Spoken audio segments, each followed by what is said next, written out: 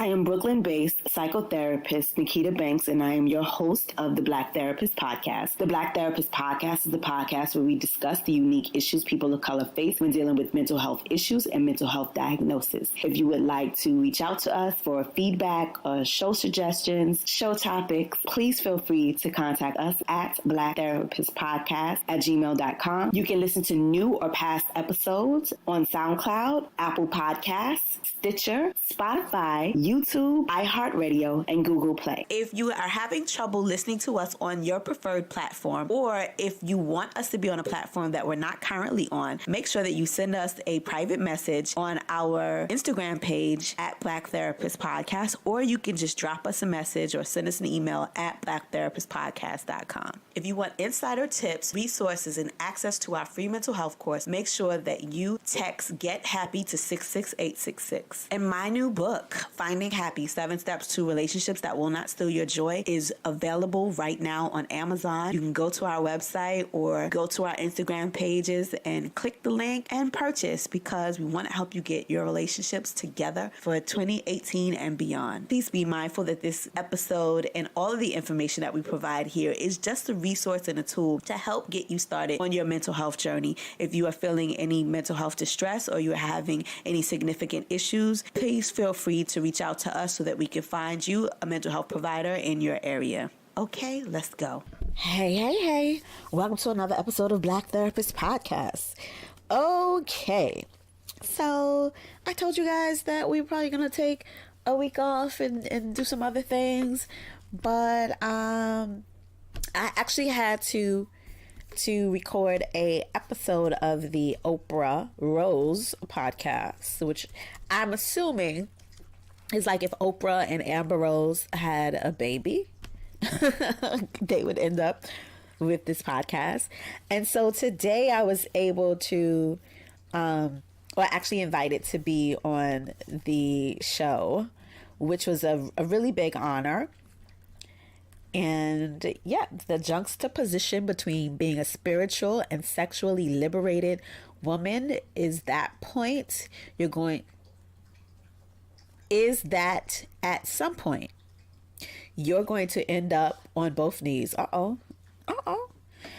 Join Tiara and Gina as they discuss sex, Drake, religion, and everything in between on the Oprah Rose Podcast. So I was invited by Tiara to come and join her and Gina on the podcast, and I recorded today. So our show is kind of a show within a show, because I'm going to play a clip of my appearance on the show today. But I'm excited. So as I sit here, I am in our brand new Black Therapist Podcast t-shirt, because I told you my goal for 2018 was to get some merchandise up for the website, and there are only a few t-shirts because I'm working on prototypes right now, and I want to make sure that the things that you guys would actually like and wear. And so I particularly love this shirt that I have on right now, but I am designing some other stuff for you guys, and it's been a journey. So my goal for 2018 was not only to do this, but to really truly launch the coaching part of my business, get our course Finding Happy off the ground, and start pushing the book a lot more. So part of what I am doing is I have created a free challenge that I want you guys to get involved in. It's a free Healthy Love Challenge, and we're going to start it probably in a few weeks. Right now, I don't have a date. My dog Theo is looking at me in my face right now. I don't know why. Right now, I don't have a date for when we're going to start, but we're going to start it probably around the beginning of February, which is Love Month, which is also Black History Month, which is Black Love Month. And so I want you guys to start thinking about how you can start to infuse more healthy relationships into your life at that time. So that's what I have going on. And yeah, I'm really excited about the Healthy Love Challenge. I'm going to do a few more challenges this year. One is healthy love, one is self-love, and one is toxic relationships. Because as I told you, not only do I want to be a resource for you to do to talk only about mental health. But if we're not talking about aspects of your life that will keep you healthy, then it doesn't make sense to talk about mental health. Like, your relationships have a direct bearing on your health, and we talk about the benefits of having healthy relationships in the challenge. But do you want to growl? See, he's saying hi to you guys. Hey, this is what I gotta deal with, the disrespect. But okay, he wants to be on my lap. He doesn't want to be on my lap. Go away from me. I had to deal with none of this at the podcast recording earlier. It was so professional. This is me. This is just me. So we were talking about healthy love. So yeah, infusing more healthy habits into your love life is so necessary. And so that's what we got going on. And that's what we're going to do. Our first challenge for 2019. I want to say 2018. It's not 2018. It's 2019. So be on the lookout for our merchandise. I updated the website. So Black Therapist Podcast website is up. You can get all of the old episodes from there. And hopefully within the next few weeks or so, as I'm still plotting out and planning for the challenge, we'll be able to do, to get the merchandise up there ASAP. Okay, so yeah, that's it. Enjoy this episode. On the podcast, we talk about a lot of different things. We talk about Michelle Obama's book, which I haven't read. I believe I have it. I do have it, and I haven't read it. I haven't started to read it. We talked about my book, Finding Happy, 7 Steps to Relationships That Will Not Steal Your Joy. We talk about R. Kelly a little bit. And relationships, settling versus being open. And I share my opinion on settling versus being open, and why I think it's better to not like somebody you date as opposed to liking them in the beginning.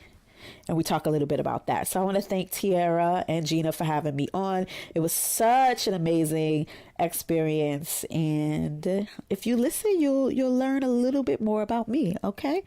All right. So I'm going to get into the clip from their show. Their show comes out on Wednesday, and it is available on all outlets wherever podcasts are found. And you can go to their website, theoprahroseshow.com. Okay. Oh, and if you want to sign up to our new challenge, please make sure to text Get Happy to 66866 if you want to purchase our book, Finding Happy, 7 Steps to Relationships That Will Not Steal Your Joy.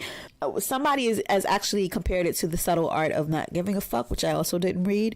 But yeah, it teaches you strategies of how to find healthy love after dealing with dysfunction. Okay? So we're going to get in the episode. So before we, get into like our topics and stuff, we wanted to introduce our guest today. Our guest is Nakia Banks from the Black Therapist Podcast. Thank you for coming. Thank you for coming on the show. Thank you for having me. Yes. Thank you. I mean, I think we wanted somebody that has kind of like, not even like banter or go back and forth, but, that actually is well versed and trained in this and just certain topics and whatnot. So we thank you. Give us a little bit of background on you and why you wanted to become a therapist, what that journey's been like for you. Oh gosh. I feel like it's a whole long discussion. And I talk about that a lot on my podcast, Black Therapist Podcast, where we talk about my journey from patient to practitioner. So first I was depressed. I didn't know that that's what it was. And I kept telling my friends, well, hey, something's off, right? And I would have these conversations. I'll say, well, when my real life comes, I'm going to do this. When my real life comes, I'm going to do that. And then it just kind of dawned on me like, okay, but bitch, you are living your real life. Like, you got to, you either got to make it happen today or no. So I went to my doctor and I was like, I'm sad all the time. And I'm going through a lot of different things. And she was like, okay. And I was like, I need a list of doctors. I needed this and I needed that. And I slipped in a therapist in there, and I was like, but Black people don't do that. And she was like, well, good for you. And so, so was this like your primary care doctor? PCP. Okay. Yep. Oh, okay. Yeah. So around my birthday every year, my birthday is emotionally charged. I've done several different shows about how every year on my birthday I usually have a meltdown. And so every year around my birthday, usually I have a physical. And so that was my yearly physical time, and I was like, my life is in the toilet. Like, I was sleeping all day. I would get up to take care of my son, maybe wash my ass, brush my teeth. But besides doing what I had to do, I wasn't really doing things I wanted to do. And I would go out and I would laugh with my friends, and I'd be, kiki, like everything was normal. But inside I was like, nah, this can't be life. Right. And so, yeah, I told her, I was like, I want to go to speak to somebody. And I think at that point I just like bust out crying. So she gave me some medication, and I started taking these meds, and I went home to my friend, and I was telling her, I was like, well, my doctor gave me, a referral to a therapist, and she gave me some meds. She was like, bitch, don't take those meds.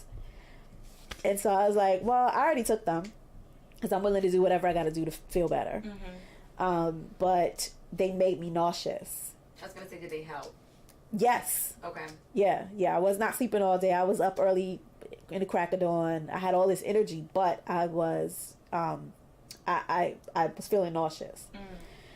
And so I was like, well, wait a minute. I love my PCP, but she, psychiatrist. Let me go to the therapist first and see what he says. If he thinks I need these medications, and then I'll take them if I need them. Right. I went to this old little Jewish guy who I love to death, and got in his office, and I didn't think he was gonna ever get me, because I'm like, what the hell she sent me to this guy for?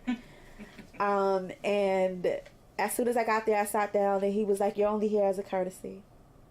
Whoa. I don't know if I'm gonna keep you. If I don't think I can help you, I'm gonna refer you to somebody who can, but tell me what you got going on. And I was like, oh shit. Right. Okay. Tough love. And so, but it was easier for me because I was like, I could just tell him all my stuff and I maybe never see him again. So let me just get this all off my chest. So I told him what all my problems was and all the things I had going on. And I was like, but I don't know if you're going to be able to assist me. But I really did want to go to a white guy as a therapist. I was going to ask you that. I did want to go to a white guy because I have all of these goals and dreams and aspirations. And I wanted to be with somebody who was entitled to get what they wanted out of life. And there's nobody on this planet who's more entitled to get whatever they want out of life than, white men. I feel like white men are told that they could do anything they possibly could do. Like, y'all president don't even read. Right. He's the president. And then we have Ivy League Obama over here, who was treated like the N-word. You know what I'm saying? So I wanted to kind of be entitled to make my dreams happen. Right. And I also felt like because a lot of black women that I knew were rocking in the same boat with me, I didn't want to go to a black woman because I didn't want them to be like, girl, that struggle is normal. Right. But I didn't get what the science behind what it is what I do. I just thought she was going to give me an opinion. And I didn't want no sister girl opinion about what I want to do. I wanted to get my, seriously, I wanted to get live a life of my dreams. And so when I spoke to him, what was different about my therapist was he was from the projects. Like old white Jew from the projects. So I was like, you gotta mix. So culturally, I didn't have to explain my struggle as being a minority or being oppressed or being, because he grew up in an environment where he was like one of the only Jewish people around, impoverished whites, impoverished blacks, and impoverished Hispanics. So he knew what that struggle looked like. But at the same token, he still moved through the world in white skin. Right. And so after I told him what my stuff was, he was like, I think I can help you. It's probably not as bad as you think it is. Let's get to work. And after maybe going to him for about 6 months, I felt better. I looked better. My friends were asking me what was I doing and what was going on. I would go to therapy and my friends would be like, well, what did your therapist say today? And I'd be like, girl, get your own. Don't. What's some tips, right? Yeah, don't try to piggyback off my therapist. You go and get your own therapist. Because y'all aren't going through the exact same thing, so I get it. But you know what? People think all I do is talk to them. Mm-hmm. Talking is the means of transmission for my message, but there's a whole science behind what it is that we do, and the whole process or psychological experience of being able to listen to what somebody is telling you that's distressing them outside of like diagnosis, right? So you think that you could just go home and talk to your girlfriends and it's going to be the same, but your girlfriends, a lot of them don't know what the hell they talking about. A lot of them don't know what the hell they doing. And so I had to, go to a professional to get that assistance. And after going to him for a few months, I was like, I like this. I think I could do what you do. Felt like it was super arrogant to say that. But he was like, no, I think you'd be great doing what I do. And I was like, I want to be Dr. Banks. And he was like, okay, you can be Dr. Banks or you could be psychotherapist Banks. I mean, Dr. Banks is going to take you 7 years. We could do Nikita Banks, therapist, in 2. And I was like, I'll take 2 years, please. Right. And I did it in a year and a half, so. That's awesome. Wow. Yeah. That is so. Wow. What were you, what were you doing before that to make that shift? Like, was it, I'm sure it wasn't easy, but was it something like in line with that or? So I ran a relationship blog, basically just telling people what to do with no really frame of reference. Just basically giving you advice on relationships about what I would do if I was in your position, right? But I felt like I should at least know what the hell I was talking about. There's a lot of relationship experts out there who were not experting in nothing. Right. And before that, I was an educator. And before that, I was a writer. And so I feel like it kind of just was a natural progression. Yeah, right. And I did public relations. Like it all combines what I do now. I had a podcast like years ago. So I'm doing the same exact things. It's just now I'm on message because I have a career that I'm passionate about. Okay. Yeah. I love that because we are, so we're part of this book club called Brownie's Book Club, and we were reading, we have not finished it, the Michelle Obama Becoming book. Mm-hmm. And so, and it's discussions amongst, it is all Black women, and a lot of topics came up yesterday that I was like, oh, these are very, interesting topics that, like, themes that we took from the book that aren't necessarily just, like, explicitly stated. And you talked a lot about some stuff about, like, like living your real life and then pivoting from what you were doing to being a therapist. And those conversations, like, kept coming up. So that's why I was asking, like, what it was. Because I feel like a lot of people were like, I'm in this job, I hate it, I want to quit, but I got bills, I don't know where to go, right? Don't know what to do. So I love that, like, to take that, to, like, be in that space and be like, what, I can do this. And it seems like you're calling, like, almost. Yeah, I'm very passionate about it. I think that a lot of us find our passion in our pain. And I think that time in my life, not to toot my own horn, but I feel like it was very courageous for me to be like, this ain't it. Mm-hmm. And I need help. And I wasn't thinking that at the time, but looking back on it, like, I know a lot of people who are still doing the same thing. I know there's a Muhammad Ali quote. I'm going to screw it up, but he's basically saying that, he didn't want to be 50 years old doing 20-year-old shit. Mm-hmm. And so there are a lot of grown women I know who don't get it. We all get it when we get it, but I got it a little quicker than some people, and I'm glad. Later than some others, but quicker than some others, and I'm grateful to have gotten it. You got it. Right, yeah. Right. Yeah. I love that. Right.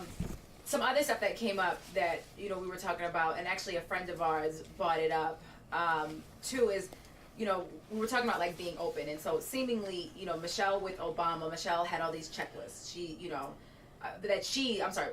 herself was like checking boxes and went to school, went to Ivy League school, blah, blah, blah, had the job, had the apartment. And then here comes Barack, who smart, intelligent, he has that baseline foundation, but, like, he has a hole in his car. He's an intern.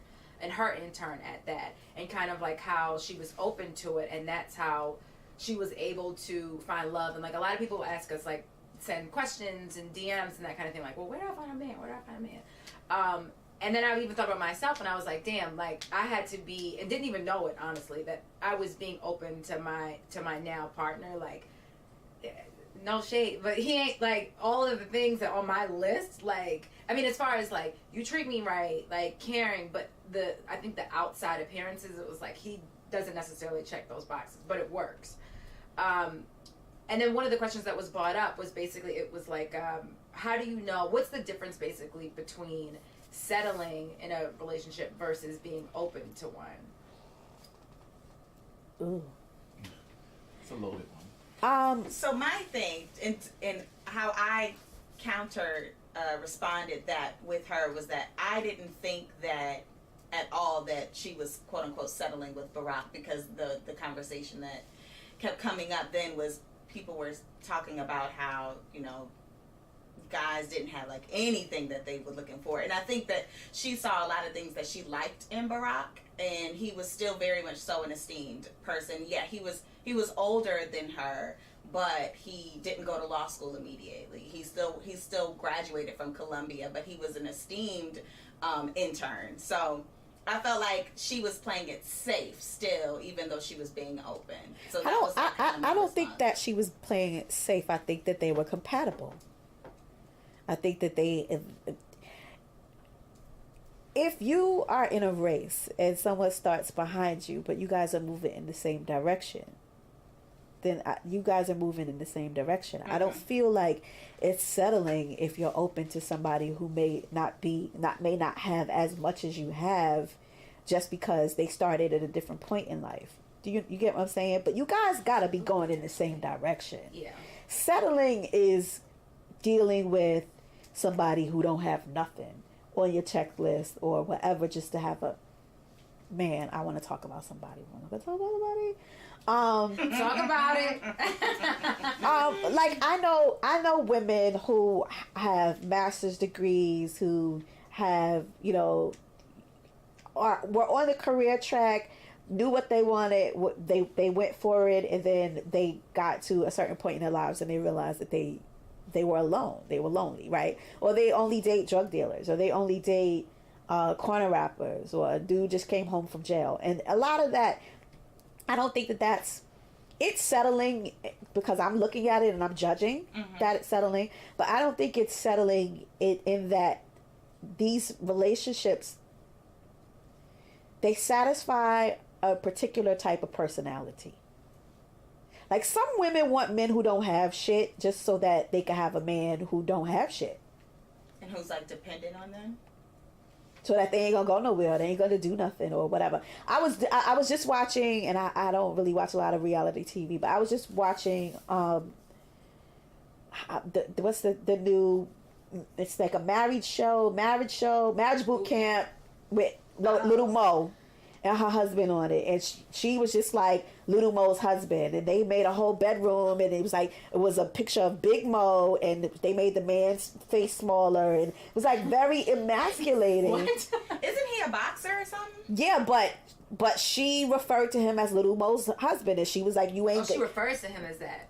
They played a clip of her doing like the pre-interviews, and she was like, "Dots be all in his DM, but he wasn't nobody before he got with Little Mo and whatever." And so there are certain kinds of, you know, Mary J. Blige and Kendu. We didn't know who Kendu was before Mary. Like, there are certain kind of personalities that want these kinds of relationships, but ideally they don't work. Men have to be men.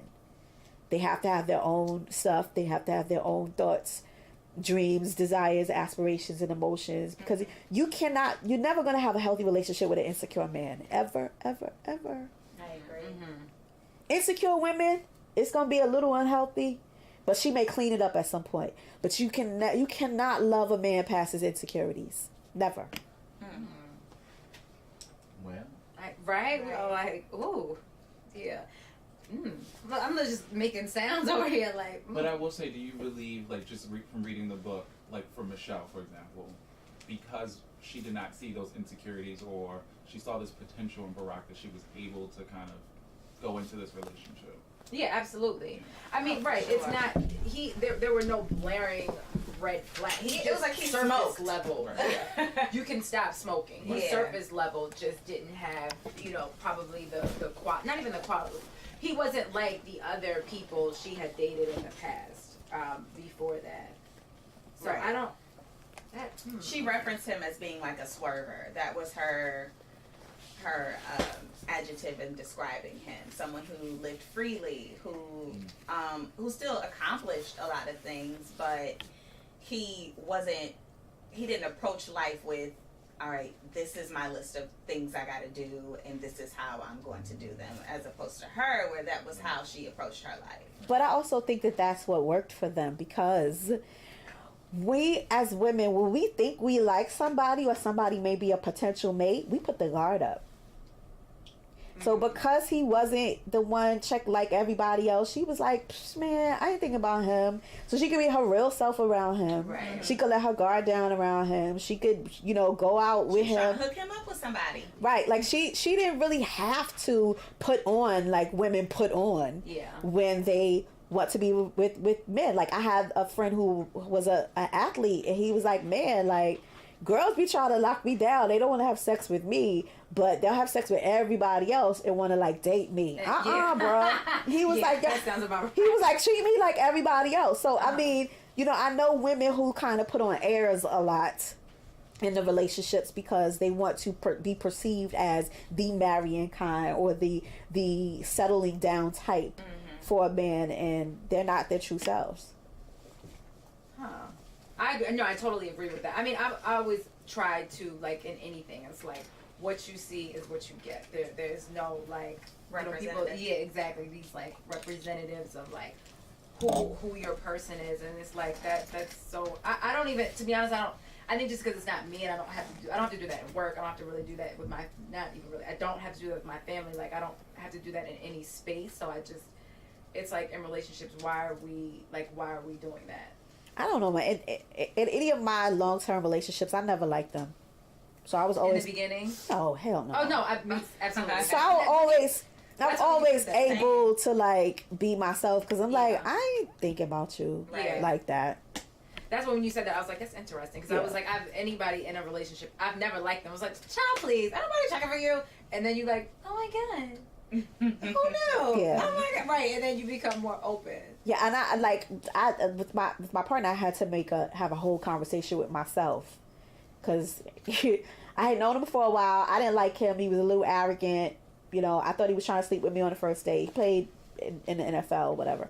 And when I met him, I was like, I'm not interested in that, and I just thought he was never going to call me again because of that. And then I was like, well, let's just maintain a friendship, and then he was going through something with his child's mother, or they had broken up or whatever. And I was like, she sounds like a lovely girl. You really, like, on a first date, I was like, you really should get with her, because she seems like she's great.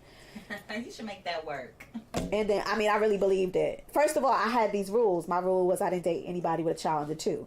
Under 5. Because under 5, you still dipping and dabbing in the baby mama pool. I wasn't going to be part of that. So, like, years had gone by, and we were, like, still speaking. And one time, I was in his town, and I'm like, I'm in your city, are you going to be around this weekend? And I know it's your birthday, whatever. He's like, no, I'm not around. I was like, okay, well, I'll call you later. He's like, wait a minute, like, I'm really trying to talk to you. And I was like, about what? Like, I'm not in your city, and I'm not in your... He was like, no, like, I like you. And I was like, oh, okay. Like, I didn't know. Then we got off the phone, I was like, girl, wait a minute, time out. Like, this guy has all of the things that girls would like to have, and you, what's wrong with you? Like, why are you not giving in to him? Like, what's wrong with you? I was like, oh, might have to give this a shot.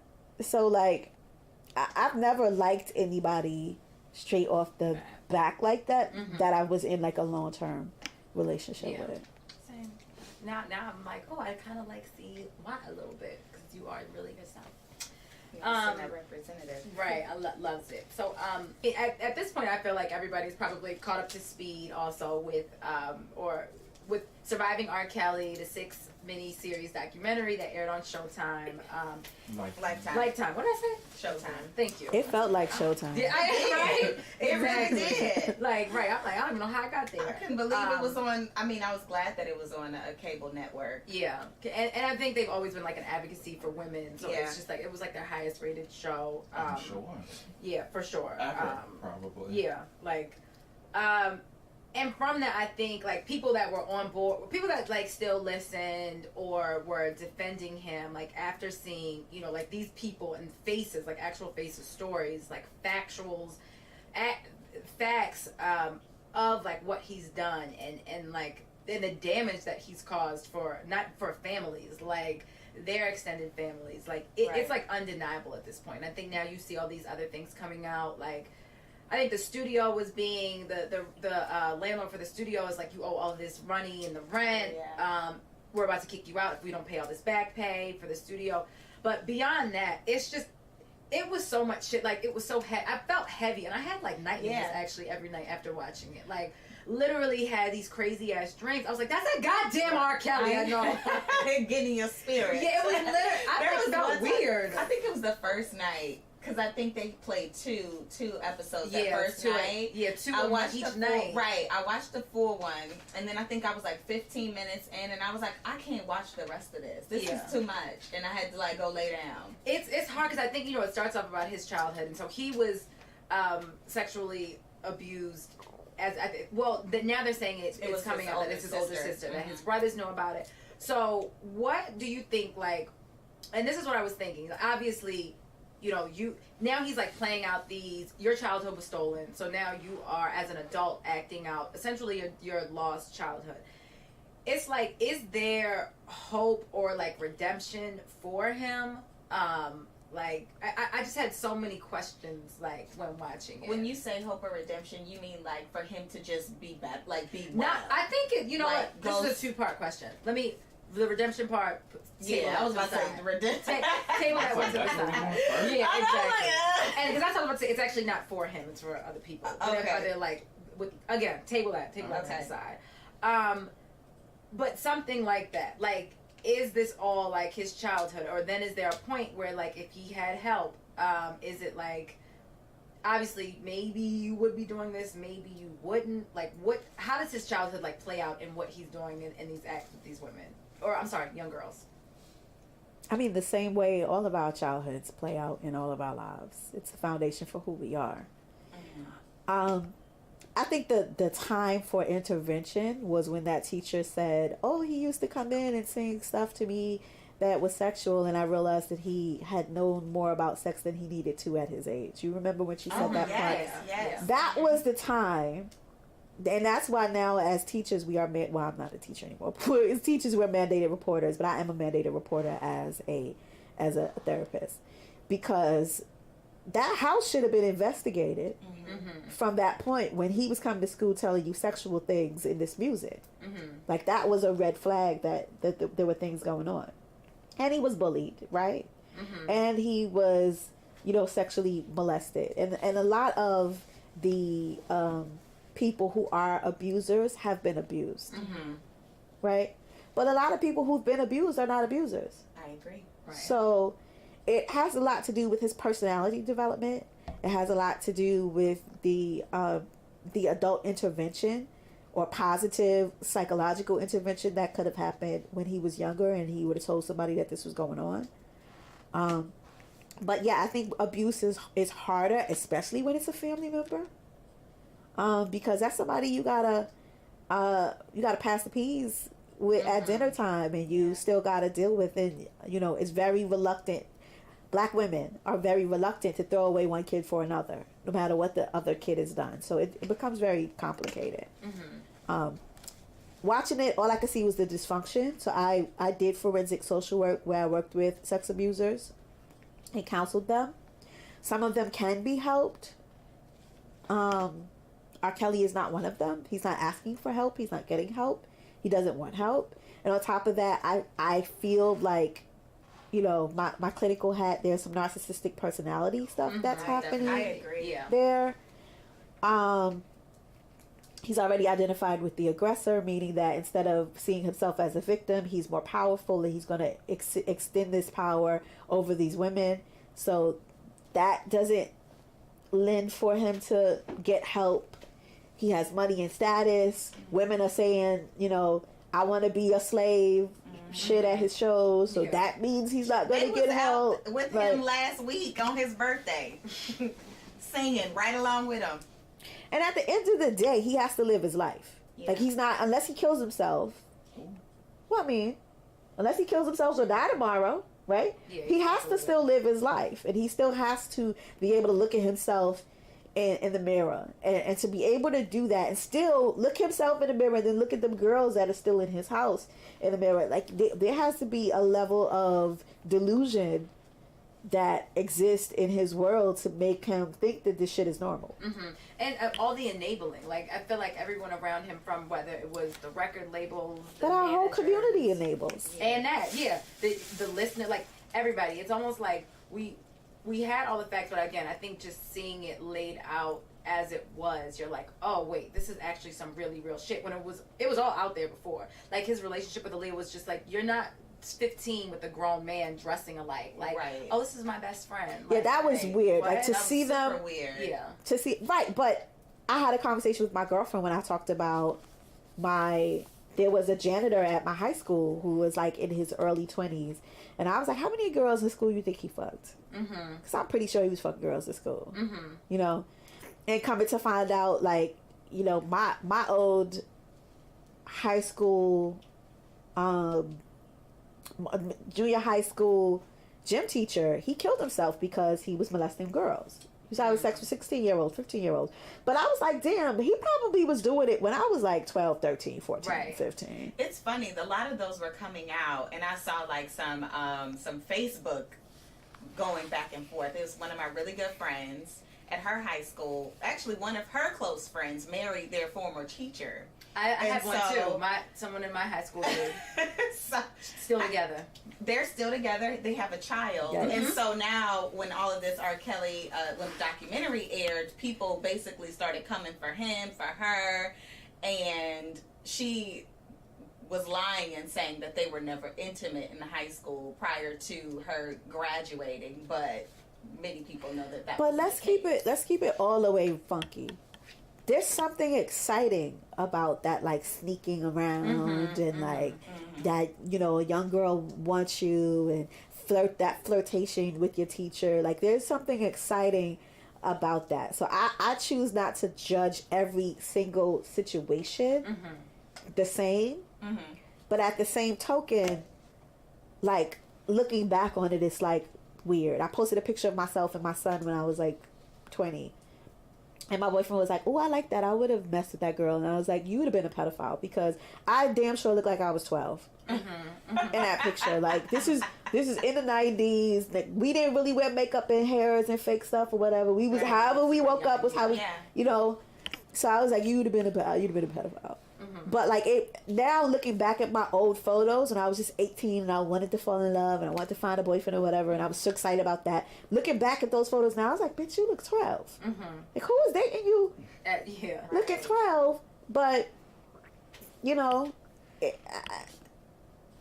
we grow up in an environment where these things happen. My girlfriend, when I was 19, was having sex with a neighbor who was one of her father's good friends. Wow. And I used to be like, he got kids your age. Like, why y'all, what the fuck y'all got in common? Yeah, like, right. I'm gonna tell your daddy. Like, I used to be I wonder, what saying are you talking about? his dick.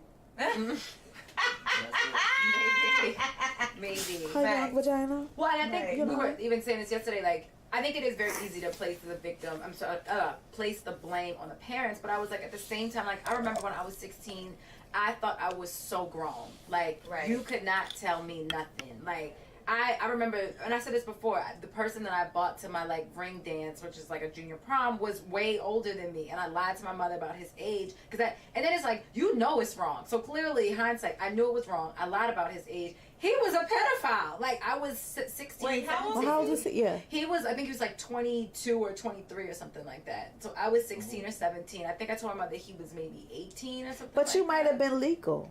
And so I actually started looking up all the ages for consent. Right, 'cause it in varies from different state, to state. right? But guess what? You may not know, but he knew. He knew. Because they be knowing. Yeah. Oh no, I didn't lie about my age to my mother. I did. But it's like that. That's happened for years. You know, like you said, it's the allure of it. So sometimes I'm like, well, damn, I don't think we can place so much blame on the parents because you're at 16, 17, like the 14-year-old and all of that. Like that was crazy. That's disgusting. I don't think I realized that she was that young. Like, but why are you taking your 14-year-old to an R. Kelly concert anyway? Y'all, she not into R. Kelly. That's what. So that was. You know what? Like, that was weird. Is for that me. A lot of the girls were saying that, and I was like, well, maybe. I mean, if they're the same, I think they're like 30, like some of the women that were like in their 30s. But I was doing the math, and I was like I know you liked past tense R. Kelly. So but were you like a fan? Because I just didn't feel like that was. I was a fan, but I grew up. I'm from Indiana, so I grew up 2 hours away from Chicago, and so we go to Chicago. Okay. So I think that for those girls who were in the city, you do know who he is. Yeah. He's like a hometown hero, to some degree. Yeah, and even if you're not a fan of the music, you're gonna be enamored by it's R. Kelly. Even if you're not a fan of the music, you love like the clout and the status, and like he's a singer. I was trying to think like. If somebody, I'm trying to think who I loved like back then, and I was like if Usher came and was like, "What's up?" I would probably be like, "What's up?" Like you're gonna go. I don't think I would be like, "You're 21 and I'm 15." But you know what? When I was younger, I was in a club, and Usher used to live here with Puffy, and Usher was here. And Usher, I'm small, so Usher was trying to get my phone number. And I was like, you young, you was a little boy. Like, that was just the first thing that came in my mind. Like, I'm not even trying to, but now as a grown-up, I'm like, I could have probably been with Usher, but, I mean, he wouldn't have been like the Confessions Usher. He was like, he was very young. Yeah. And so, I mean, I don't know. It's just, I have on occasion met R. Kelly. Mm-hmm. My friend produced a song with him, Ja Rule, and Ashanti Wonderful. Mm-hmm. And so we were having a conversation, him and Kelly and R. Kelly and I was having a conversation in the club, and we were talking about the music and getting him back up with this particular producer. And he just kissed me on my cheek. And I was like, damn, that's weird, because, like, that's not what we doing right now. Mm-hmm. I think he know. I worked with pedophiles and sexual abusers. Like, they know. Mm-hmm. They know who they can try. Like they know who they can. I mean, I was just kind of taken aback by the whole, like, damn, because that's not we talking about music right now. Mm-hmm. But I think that if you kind of, think he was testing you. See, I'm a grown ass woman now, right? So I know he probably was just like checking your temperature. Because he would have been with it. He ain't the only man that's ever done it in my life. Like this made me reflect a lot of things in my life. I remember being 16. This is what this really whole thing made me think about. I remember being 16 and my mother's riding in the car with my mother's boyfriend one time, and he was like, "Was I sexually active?" And I was 17. And I was like, that ain't none of your fucking business, because that's how I give it up to, people who ask me things that they're not supposed to. Right. And but my mother didn't curse, so I had to like get home and tell my mother before he said anything. Yeah. But I went home and I told my mother, I was like, yeah, your dude was asking me like about sex and stuff. Like, check him, because that's not like I don't really know him like that. And, my whole thing was like, I'm going to tell my mama before I tell my father. Because my father had already knocked this dude's teeth out before. Long story. But I had to tell my mother about it before. I don't know if anything ever was done. I know they didn't break up immediately. But I just think, I don't know where he was going with that. But I know my response to him let him know where I was going with it. Right. Mm-hmm. So. Wow. And I think that almost even like, since then, like, all of this stuff has also come out. Like, do you think that people, first of all, I think most men have probably done or said something that they don't even realize is inappropriate. Like, asking a 17-year-old that question. He probably was trying to check your temperature, see what you were going to say, or just men that, like, say certain things. Like, Tori was on the show, and he's talked about many things, like with sexual abuse allegations from Harvey Weinstein. He's featured on the R. Kelly documentary, and then it came out that he was saying like super inappropriate things to his makeup artist. So in his apology, he's like, well, I didn't even think that was wrong, and it was a joke, and it was in jest, and all these things. And I was saying that I don't think any woman has ever, there isn't a woman that hasn't experienced a man saying super inappropriate things, from the workplace, family members, men on the street. Like, men on the street say, it's, I think where I used to work at in Soho, this man used to literally be like, let me taste your ass. Like, that's what he would say as you would walk by. Now, granted, he's probably a little sick in his head. Some marbles are missing, but men don't even realize, I feel like, sometimes, like, what they're doing. Like, and I think that for me, like, that's one of the important things with, like, speaking out, and me too, is that, like, y'all gotta stop saying crazy shit like that. Like, it's not normal. And I think we kind of have normalized it. Like, you're just like, all right, you can't say that. Saying that his thing is that raised on rape culture. Like, we're raised in rape culture, and because no one was ever really, like, checking it and saying, like, hey, no, this isn't right. Right.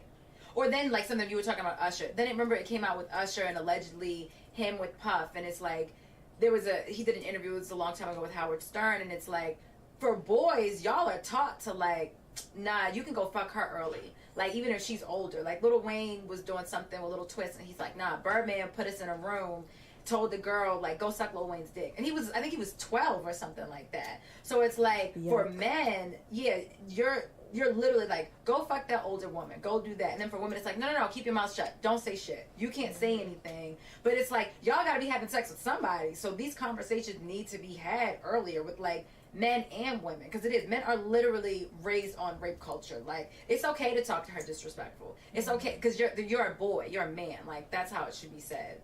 Right. Yeah. Yeah, I have a story like that. I was at Super Bowl, and this popular actor, I won't name his name. I said something to him, and he was like, let me stick your finger in my finger in your booty. And I was like, oh, he was listening to too much Future. I was like, what? No, this is before pre. This is pre. Maybe he taught Future. Right. But it was just like, damn, like, you don't even know me like that, you know? So yeah, I think that men are just used to kind of saying whatever the hell they want to say, and boys will be boys and grab them by the pussy, and we just kind of overlook it. Yeah. Especially if they have wealth and status and money and power and those things. I mean, anyone will say it, but they definitely get away with it, because I'm sure he said it because it's worked. Or no one aside from you may have been like, yo, that's somebody could have been like, all right. I mean, I can't imagine it working it, except for like a white girl, you know, no shade to white women, but like, I wasn't. But I was saying that yesterday, like, I feel like I had like 1,000 conversations, because I feel like I was having this conversation yesterday. Clearly, I was talking a lot yesterday. But everything is so subjective, because it was some conversation about like asking for videos of other people. Like, if you're a guy and I'm into you, and I'm like, send me a video of you fucking somebody else, so I know how that's you weird. have sex. That's what I said. Someone has asked me? I've literally was like, no one asked that. And they were like, no, people have asked me. And this was heterosexual. This is homosexual and heterosexual. But see, this is the whole thing, right? I was so confused by the part of the documentary when the guys were saying that R. Kelly would play back videos of him having sex with other people. Like, why would you be watching that? Why? I mean, I guess that's kind of what people are doing when men are doing when they're watching porn, because there's a penis and a vagina. Men watch porn together. I just thought that just ran. Or do they watch porn of people that they know, like your homeboy? It just was a strange. Yeah.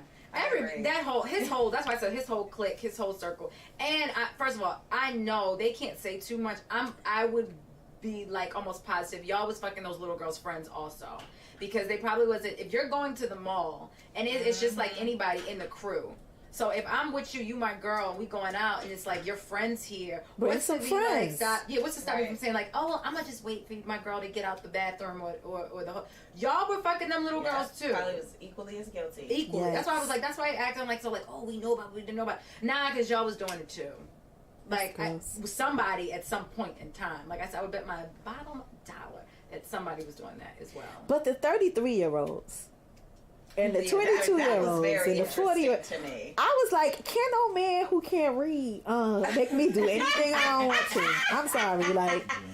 Right, right. He not even hooked on phonics. He can't get me hooked on him. That's not gonna happen. But from your experience, you saw. I feel like it is something like, let me test this out in the water. Let me test to see how you gonna act. They seemed a little slow. That's what I was gonna say. The one chick was not. Her elevator did not go to the top floor. Let's keep it a buck. It did not at all. And they could leave. And the girl that was like, oh yeah, because he brought the 16-year-old in, and then he was making her do stuff, and we was doing stuff. I was like, wait, what? Because you were complicit. Oh wait, that was that one. Yeah, that was who?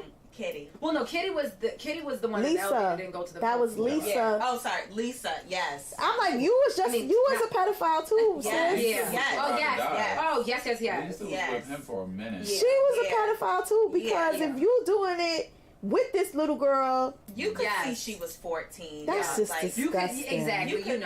That's gross. No, he had them so but then because even like my boyfriend said that, he's like, I don't understand like the part of putting the older women into the story, but I'm like, but I feel like it establishes a pattern. No, These women can leave, but they are grown ass women they can seemingly by the law make their own decisions, and you still getting wrapped up in it. What we saw was him transforming. The girl started getting older and older and older after Aaliyah. After he peed on that girl, they started getting older.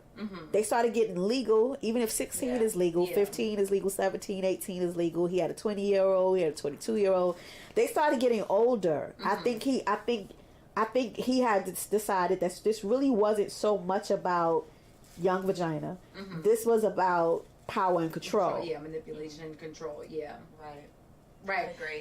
Do you think that because how a girl, I think her name was Dominique, and he was having her wear. That was weird. Yeah. Do you think he's moved on to little boys because he was making her, wear do-rags and T-shirts about and whatnot? I was like, I literally was wondering. I was like, I wonder if he's evolved. Like, it obviously hasn't come out, but like, it's almost like you have had so much pussy, essentially. Like, and granted, she's still a woman or a girl. I think he said in the documentary when he was talking, they showed a brief interview of him speaking out about his previous sexual abuse, and I felt like, I could be wrong, but I felt like he mentioned it was done by also a man too. I don't know if he said it, but someone else did mention that he was. No, it was the little weirdo, Geronda Pace. Oh, the one she the said one he at the trial. Right.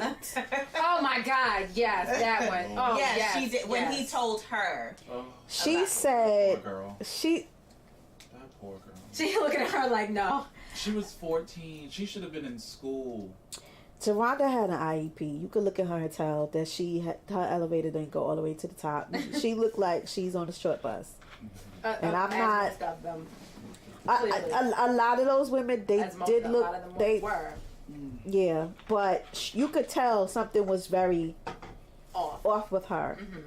But she did tell a story about how he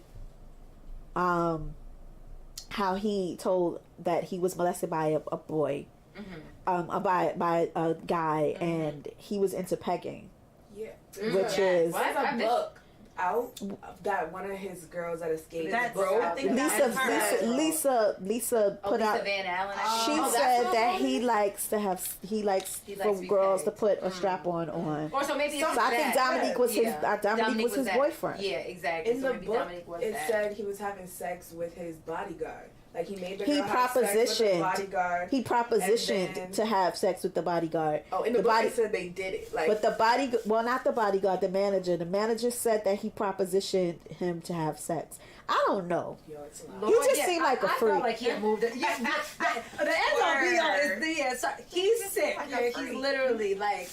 No, it just seems like he's like insatiable. Like nothing for him is ever going to satisfy him. The whole thing was a game. Even how he made the girls control the other girls. He made the girls go get the other girls. He made the girls just as guilty as him because he got them to do things with these other people too. So you can't say that I'm a pedophile because I slept with a 12-year-old when you slept with a 12-year-old. And how they couldn't even be, how the two friends, they never even saw each other in the house. I was like, how big was this goddamn house? Right. Then I don't leave. They couldn't do anything. Buckets all around in the corner so that they couldn't even, they had to piss in buckets. First of all, you know my ODC, I can't even OCD. OCD, ass was like, that house was probably so nasty. And I was like, was he making them clean? Rancid. Because he wasn't going to have no cleaner lady come in and clean that damn house. Who was cleaning that house? I just felt like, I literally had a visual of that house and it was disgusting. We'd like to end the show on 2 questions. Okay. What would you tell your younger self? Do it anyway. Do it anyway. Love yourself. Yeah. I like that. I do too. And what do you know for sure? That happiness is a real thing, and you can have it, and it's easier to get than you think. Yeah. With help, for some people. I mean, I think with help with everybody, I think you need help to see it with everybody, especially if you come from the hood. For sure. I feel like happiness and love have it's become like dirty words in a way. Mm-hmm. And they're like out there hokey things that like, white people do it. But happiness and love they're real things that you can have now. And so we were talking about your book. Oh, okay. Did it come out? Yes. Can we find it? Where can we find it? My book is called Finding Happy. 7 Steps to Yes, and maybe we just talk about happiness you can have it. I'm like, oh, she wrote a book. Yeah, Finding Happy, 7 Steps to Relationships That Will Not Steal Your Joy. And I talk about how you can survive and thrive after being in dysfunctional relationships. So it's a completely different book from anything that anybody has ever done. I wrote it from a clinical, psychological perspective, but I talk about growing up in the inner city in Brooklyn and dealing with my father who was also narcissistic. I talk about him a lot on the show, and having and having him pass away, and just kind of the self-care things and the boundaries and the mechanisms that I had to have in place to maintain healthy relationships once I started to get healthy. Because once I started to get healthy, I was like, hey, there's a lot of this stuff that is not gonna work in my new my new zhuzh. So I had to start to separate myself from some things and renegotiate some roles and some other things. So the book talks about all of that. And where can people find the book? It's a great book. It's on Amazon. Okay. One more time, say the name of the book. Finding Happy, 7 Steps to Relationships That Will Not Steal Your Joy, and it's written by me, Nikita Banks. And Nikita, where can people find you on socials and your podcast? Okay, so my social media, Finding Happy 7 is the book Instagram. Miss MSNIKI Banks is mine, and Black Therapist Podcast is the podcast site. So, anything else you want to say? Nope. Thanks for having me. This has been fun. Thank you so much. So again, I want to thank Tiara and Gina for allowing me to come on to the Oprah Rose Podcast today. The episode is, I think, their 101st. They have over 100 episodes. So go on over there and enjoy the show. But this show will come out on Wednesday. So this is not the whole show. I didn't put their whole show on my whole show. But if you want to hear the whole entire show, go over to the Oprah Rose Podcast.com. Okay? And check them out on their Instagram page. The Oprah Rose Show on Instagram. Okay? So you could check out their show on The Oprah Rose Show on Instagram. And be well. Thank you guys for listening to another episode of Black Therapist Podcast. Once again, you can follow us on all our social media sites at Black Therapist Podcast on Instagram and on Twitter, as well as Black in Therapy on Facebook. Or you can follow your host, me, Miss MSNIKI Banks on Instagram and Twitter, as well as you can find out any information about me at Nikita, NIKITA Banks.com, and on the show's website, blacktherapistpodcast.com. And don't forget, if you want to send us any general feedback, show suggestions, show topics, or guest ideas, please feel free to drop us an email at blacktherapistpodcast@gmail.com. Thank you. Be well.